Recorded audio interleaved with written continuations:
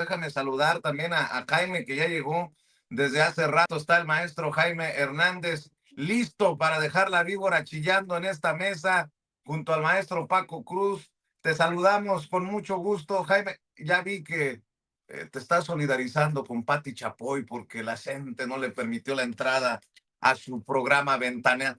Nada más como les conviene, ¿no? Cuando les conviene. En TV Azteca, nadie controla a estos.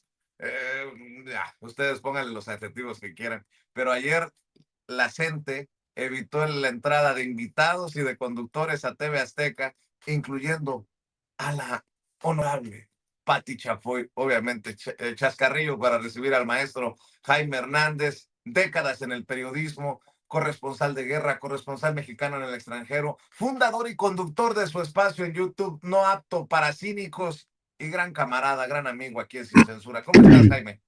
Muy buenos días, caballero. Antes de que empiece Jaime, déjame hacerle primero un reconocimiento. Vicente, ayer cumplió Jaime, y de veras un abrazo bien solidario y bien especial, 46 años de casado, Vicente. 46, así que le vamos un a levantar abrazote un monumento a su señora. ¡Óyeme!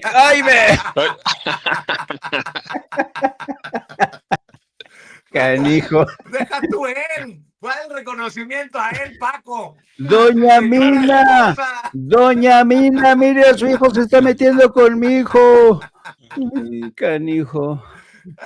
No, ya sabes que se te quiere mucho, Jaime, perdón, pero te puso de pechito, Paco. Son un par de bandidos. Buenos días, caballeros. Díganme, aquí estoy. Oye, no, pero ¿sabes? Perdón. Pero te iba a decir que a propósito de lo que comentabas de Pati Chapoy, de repente como que todos le están encontrando a la gente muchos defectos, incluidos la derecha. Qué extraño, ¿no? Hoy el editorial de Templo Mayor habla de una gente que se ha radicalizado, dice que la presidenta Claudia Sheinbaum no encuentra por dónde entrarles a esta gente, y dicen que ayer fue el completo desquiciamiento de la Ciudad de México. Y vaya, ahora dicen también desde el editorial de Templo Mayor Reforma que la gente pues está dando mucho de qué hablar por su radicalización, cosa que es cierta, y es lamentable, ¿no? Es lamentable porque la presidenta ayer mismo insinuaba que la gente se había convertido en una extraña compañera de viaje de la derecha conservadora de cara a las elecciones del próximo 1 de junio, ¿no? Ya sabemos que efectivamente la gente está haciendo todo lo posible por sabotear estas elecciones, particularmente en los estados de Oaxaca, Guerrero, en aquella zona, vaya, donde tienen sus dominios. Y esto pues es preocupante, y yo creo que si la gente insiste en seguir por esta vía, francamente yo creo que están cavando su propia sepultura. Oye, pero cómo ha dolido esto que dijo la presidenta, ¿no? Que los polos se juntan, ¿no? Que ese llamado a boicotear la elección del domingo es el mismo llamado de la derecha. Veo que eso sí dolió, esas palabras de la presidenta, y obviamente tuvo un eco importante, incluso al interior de la coordinadora, donde se respingó y creo que con las razones que ellos pueden exponer, pero esto de la extrema derecha se junta con la izquierda radical, estuvo cabroncísimo, sí, mi querido Jaime. Y va a ser interesante si acaso esta acusación, esta denuncia de la presidenta se traduce en mayores fisuras al seno de la gente, porque es sabido que desde hace un buen rato la gente se encuentra entrompicada en divisiones, en facciones distintas. Hay un sector de radicales, de integristas, que están apostando por ir precisamente para boicotear las elecciones. Y hay otro sector que no está tan de acuerdo, que es curiosamente el sector que está más vinculado a la Comisión Negociadora Única, esa que se ha sentado en la mesa de las negociaciones con la secretaria de Gobernación y el secretario de Educación Pública. ¿Cómo ves esta radicalización y esta, creo yo, que en un sector también de la sociedad, pérdida de respaldo, de tracción? En algún momento, pues muchos mexicanos nos solidarizamos con esta lucha de la coordinadora, y no estoy diciendo que no se ajusta, simplemente que por los tiempos y las formas, pues muchos están eh, eh, enfadados, podríamos decir, enojados con la coordinadora. No sé qué veas tú, querido Jaime. Grandes paradojas que estamos viendo bajo esta nueva administración, bajo este nuevo gobierno de Claudia Sheinbaum. La coordinadora fue echó mano de tácticas agresivas, el agandallamiento, los golpes, los insultos, los atrabancados que iban y primero golpeaban, quemaban puertas, pero eso funcionó cuando tenían frente a sí a un gobierno represor que los quería eliminar. O sea, si ustedes se acordarán, el discurso durante la presidencia de Peña Nieto buscaba su aniquilación, el aniquilamiento de los profesores.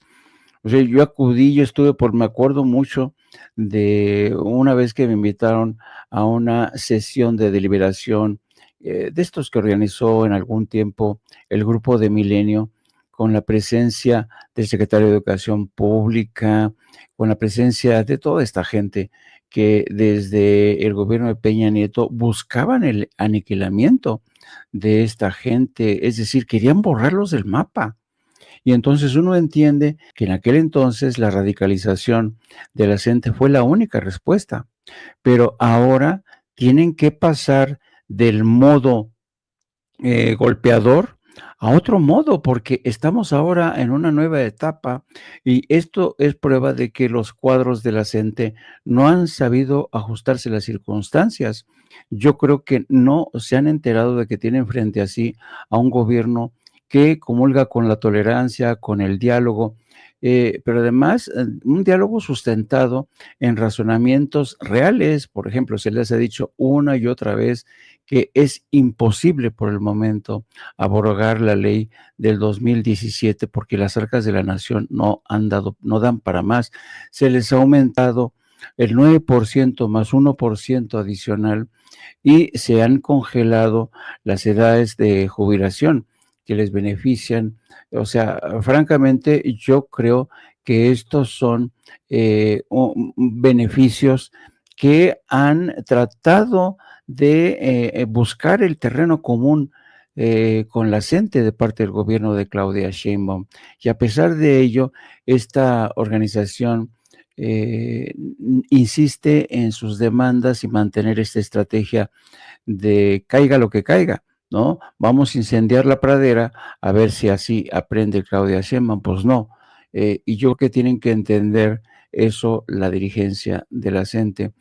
Pero esto también te habla hasta qué punto realmente las dirigencias de este tipo de cuadros que por cierto, no han podido crecer más allá de sus límites de dominio en Oaxaca, en Guerrero, no han podido ir más allá.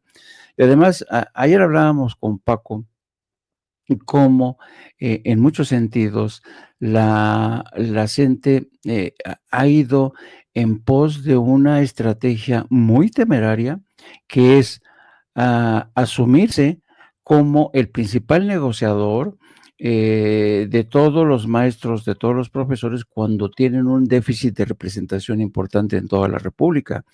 La gente no puede usurpar esa posición de el Sindicato Nacional de Trabajadores de la Educación, y esto lo ha dejado en claro la presidenta. Dice, ¿cómo voy a negociar con una parte del profesorado del gremio magisterial que tiene una representación mínima? Y ayer ponía como ejemplo el número de escuelas que se vieron impactadas por el paro de estos profesores, que básicamente se reduce a la representatividad y el poder que tiene la gente en sus bastiones en el sureste de la República. Por tanto, yo creo que el intento por rebasar a la gente por la derecha, a la izquierda, por el centro abajo, es imposible.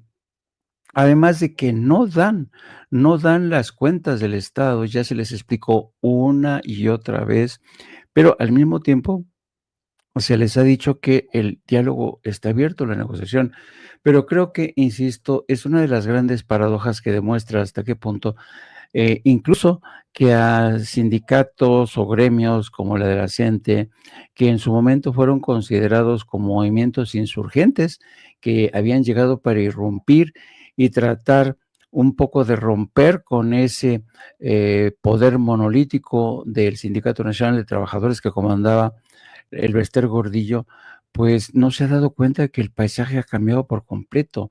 Necesitan cambiar de chip estos señores porque, insisto, si siguen por esta ruta, están condenados a la intrascendencia, porque yo dudo mucho que con esta estrategia el impacto que tengan, de hecho, están erosionando su propia base, hay fisuras al interior de la gente, el apoyo entre la opinión pública es cero. Yo no conozco a mucha gente que esté a favor de esta movilización, sobre todo en el actual contexto, queridos amigos.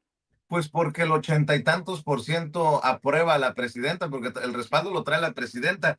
Pero fíjate qué mañosos también en el periódico Reforma están confrontando a la CENTE con el CENTE, que es el sindicato. Maestros recibirán aumento salarial del 9% que representa inversión de 36,000 millones de pesos y ahora saldrán a votar en la elección al Poder Judicial. O sea, la CENTE, la coordinadora, llamando al boicot.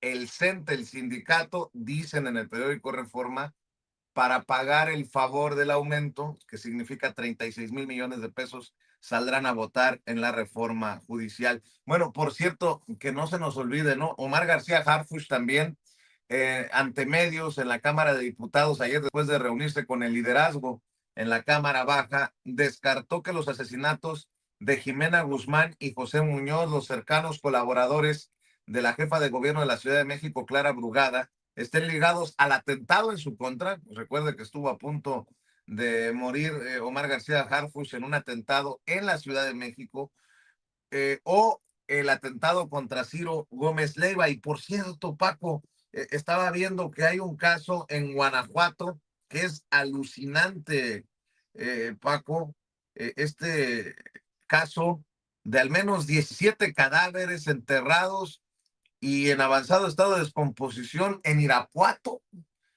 ¿Qué es lo que sabes tú de este caso, Paco? Mira, 17 cuerpos no es cosa menor, pero por aquí lo hemos dicho, pero cualquier cantidad de veces. Guanajuato es el estado más violento de este país y nadie en la prensa, hasta que se pasan estos casos, le presta atención. ¿Por qué? Porque es un gobierno controlado gobernado por el Partido Acción Nacional, así que nadie dice nada, pero ¿cómo ocultas 17 cuerpos, ¿cómo lo haces, Vicente? Es imposible. Es imposible. Guanajuato, desde el sexenio pasado, es un estado que está sumergido en una violencia irracional. ¿Tú recuerdas cuando estalló esta llamada guerra en Sinaloa, que siempre se ha demostrado tiene muchos menos muertos que, que Guanajuato, por ejemplo, pero todo el mundo pedía la caída del gobernador, pedía la cabeza, lo quería como triunfo político. Finalmente ya en este momento más o menos lo soltaron, pero nadie ha pedido la renuncia de la gobernadora del PAN en Guanajuato, ¿eh? Así que la violencia en Guanajuato tiene por lo menos 8 años, que es continua, que es constante, eh, y en la que están involucrados la cártel Jalisco Nueva Generación, el cártel Santa Rosa de Lima, algunas policías, fíjate, ahora decimos policías municipales. Así que hay que tener mucho cuidado, pero hay que prestarle atención a Guanajuato, que es el estado más violento de este país, Vicente. Y yo ya sabes, ¿a poco va a empezar la mañanera más temprano? Pero Sí. @ Paco Cruz Jiménez en X, antes Twitter, Francisco Cruz Jiménez en Facebook. Jaime, Vicente, aquí estoy. Un abrazo, nos vemos al rato en la mesa de seguridad con Pepe Reveles, Paco. Jaime, a las 2 de la tarde, nos vemos en Noto para Cínicos, ¿no?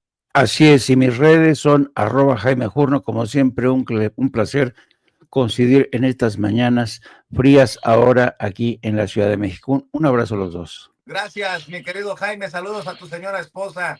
Y no sé si decirle felicidades, o lo siento mucho, señora, pero cuídese mucho. Dale y vale, sale y vale. A las 7 de la noche, no se le olvide, duelo de bastonazos entre Jaime, el maestro Paco Cruz y Norman Pearl en el canal de Norman Pearl, de 7 a 9 tiempo de la Ciudad de México. Y bueno, quiero agradecerle a las personas que